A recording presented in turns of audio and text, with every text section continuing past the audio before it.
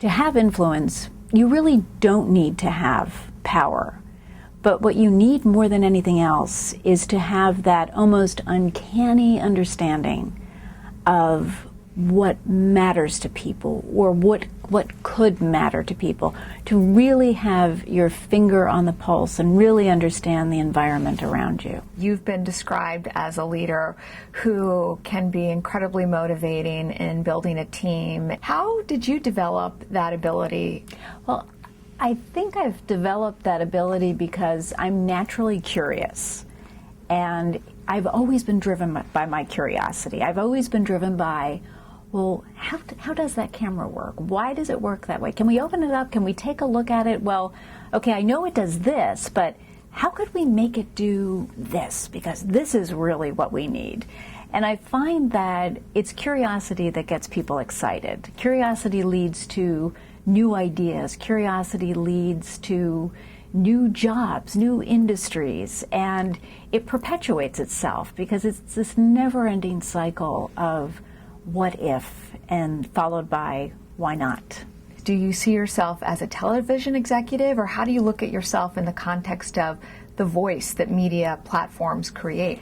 You know, I really see myself as a communication, or a great communicator on my best days, because I am helping convey entertainment, I'm helping convey news and information in many different forms. Some of it is on television, some of it is in books, some of it's on radio, and then it's delivered by a multitude of devices. So what started out as a job in television is no longer defined by a specific device, but really by more the category that I'm delivering at the time. How would you describe your journey, and what advice would you give to others?